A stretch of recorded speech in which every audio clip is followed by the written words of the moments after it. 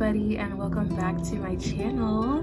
If you are new here, my name is Emerald and I like to talk about things such as spirituality, herbalism, holistic nutrition, healthcare, just a lot of things, honestly. So welcome. Go ahead and like this video and subscribe. And I'm so excited today to share with you 5 tips for making your life better. And these tips, maybe you've heard some before, maybe you haven't, and I hope that you can gain something out of this video. So let's go ahead and get started with tip number 1.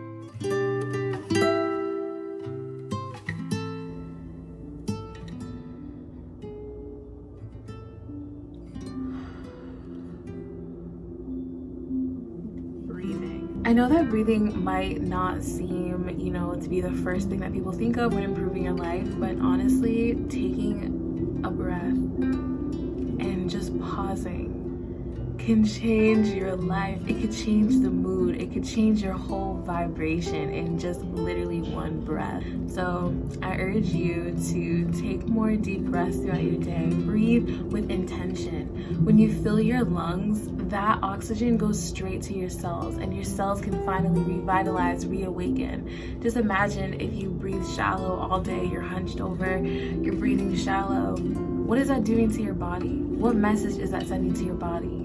I urge you to practice to sit up straight and take deep breaths as often as you can. Just catch yourself. It's not weird. It's not different. You're literally feeding your cells oxygen, which in turn they feed your entire body to function normally. So the next time somebody looks at you for breathing deeply, just breathe even deeper, honestly.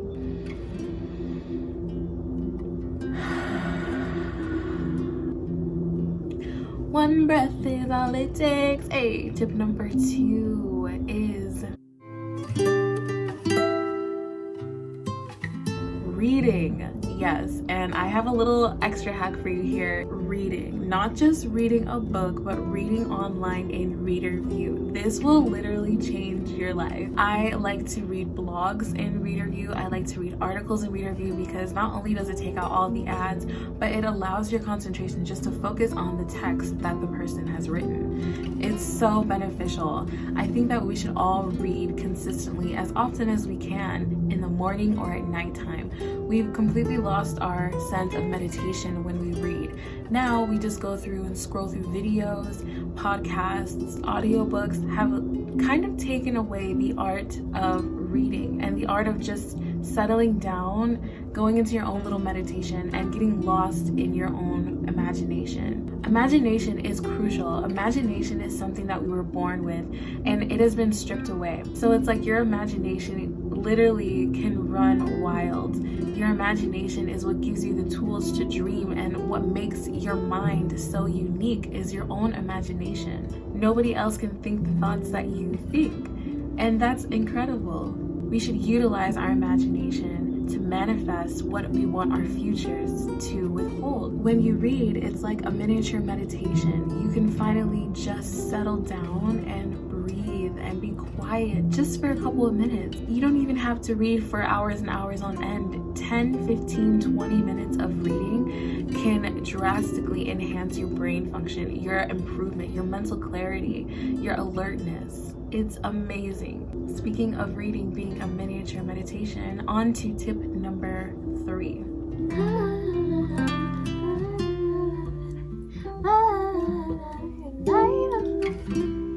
Meditate outside. When we as humans go outside, we are connecting with Earth. And I know you've heard this over and over again, but do you know how important it is to actually ground yourself? Oh my goodness, there have been studies and studies and studies after studies proving that putting your feet to earth, putting your body to the earth can actually heal you in so many different ways. Down below, I've actually linked a documentary on YouTube, The Benefits of Grounding. I urge you to take a look at it. I urge you to watch it with your family. It's just mind-blowing. Earthing and grounding is so incredible for our health. It reduces inflammation, and inflammation can come up as different things. It's not just something you think about old people get, oh, inflammation. No, inflammation can be brain fog. Inflammation can be depression. Inflammation can be anger, resentment, hatred, all of these things that have built up because you're not allowing yourself to release in the proper way. We release through binge watching TV, eating a lot of food, drinking a lot of alcohol, smoking. All these things are not truly a release. All these things just continue to get pent up. But when we go outside and we can connect with nature, when we can connect with earth, we can feel that oneness, that connectedness. And physically, on a scientific level, the earth literally takes inflammation out of your body and leaves you feeling so refreshed. Like, go outside and run in the grass again like a child. How does that feel? It feels good, and it feels good not just emotionally but physically. Tap into that, tap back into that childishness. Not only is it going to be beneficial for you in the short term, but also in the long run. Speaking of the long run, tip number 4. Stretching. I don't care if you're a guy, I don't care if you're an old woman, I literally do not care. Stretching can be applied to everyone. Everybody can stretch. And you know the benefits of stretching is it releases more and more stress. So I recommend stretching outside. Stretch outside, get your entire body just on the grass. You know, lay down a blanket if you don't like ants, because I definitely don't do ants, I definitely don't do insects. No. So put down a little picnic blanket and get yourself on the grass and stretch. Just even laying down flat and just looking up at the clouds, you know, raise your arms over your head and your feet towards the other end and just feel that nice stretch. Just relax as if you're a cat or something. When we stretch, we can come back into the moment. We can be mindful again, and we can appreciate our body. If you can't stretch, if you're not flexible, that's a sign that your body needs more stretching and that you should practice on a daily basis. I personally practice yoga on a daily basis, and I do only about 10 to 20 minutes of it every day, but it has greatly enhanced my life. Just knowing how flexible I am, knowing that I can trust my body. I tell myself on my yoga practices, I'm balanced, I am strong, I am balanced, I am strong. And each time I get more and more stronger and more balanced. When you get back into your body, you can finally get out of your mind. The mind is always so clouded with so many thoughts, just chatter. I personally cannot turn off my thoughts unless I'm doing yoga or stretching or reading. It's crazy. This is why these things can improve your life. This is why I'm giving you these tips, is so that you can get back into your body and so much out of your thinking mind, because our thinking mind can create illusions for us. Most of the time, these illusions are not beneficial to our well-being. Most of the time, these are illusions that bring us down, that hurt us. But if you can get out and start to respect your body, start to remember that you are a spirit residing in a physical body, this physical form is for your benefit, then you can start to appreciate life more often. You can start to appreciate the better things in life. You can just start to flow with your body. You can start to go, and you can feel more confident in yourself. When you're back into your body and you recognize that this is a vehicle for your success, then that's when the power and the magic in being a human comes into play. And speaking of being a human, tip number 5, the last tip is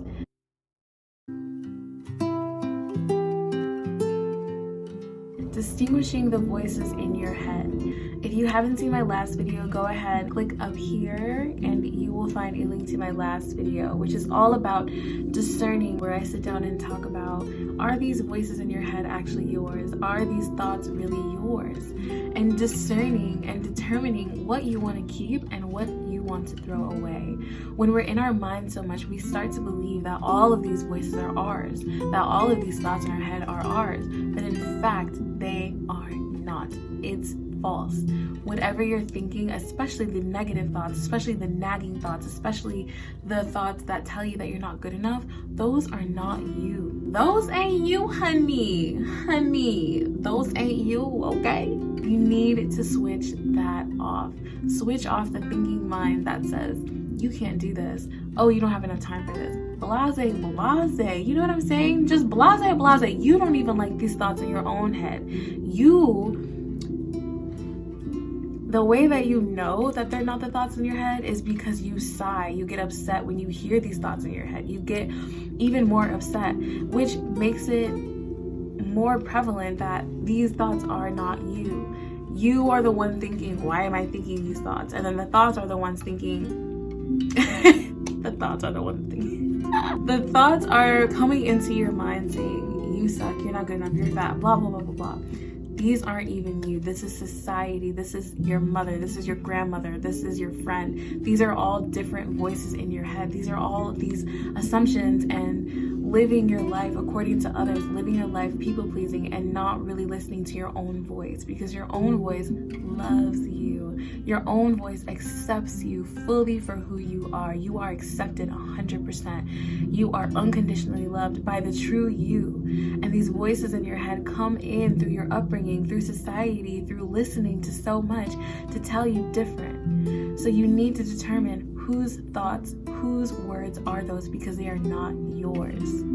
My video titled Breaking Cycles. Go ahead, click on that and get some more insight. The reason you want to distinguish and determine the thoughts in your head is so that you can listen to your intuition. Your intuition is so incredibly powerful. You were brought to this earth with that gift. Everybody has intuition, and it is a muscle, it is a skill that you have to work at.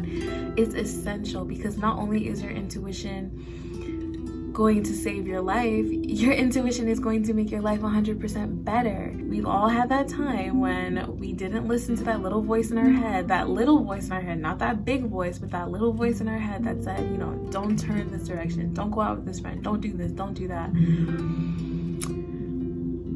We have all had that, and the one way to distinguish if it's intuition or not is that intuition won't keep nagging you. Intuition has no emotion attached to it. Intuition is just cold, hard, don't do it, yes, do it. Straight up, it's yes or no with intuition. When we bring the ego in, that is when things become emotional. That's when things become a little bit hazy, baby. You don't really know what voice is yours and what voice is intuition and what voice is grandma. You just don't know.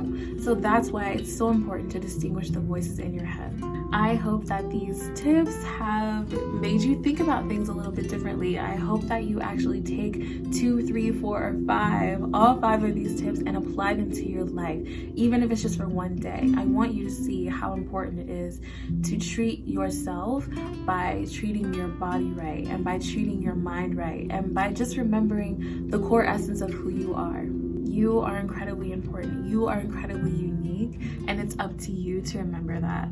We came here, lost our memory, lost our minds, and now it's time for you to remember who you are. And by remembering, you are respecting yourself, you are loving yourself, you are accepting yourself. All right? Thank you again. Please like this video, subscribe, hit the bell notification if you want to get more. I love doing these talks with you, and please go ahead and visit my website if you want one-on-one coachings with me, or I make plant medicine. The plant medicine that I make really helps emotional imbalances, and through emotional balancing, we can get rid of all these thoughts, all these physical ailments. You know, a lot of diseases manifest first emotionally. So if we can tackle the emotional, then we don't have to worry about the physical. I hope that you're all staying safe, well, and healthy. I love you. Thank you so much. Bye. Yeah.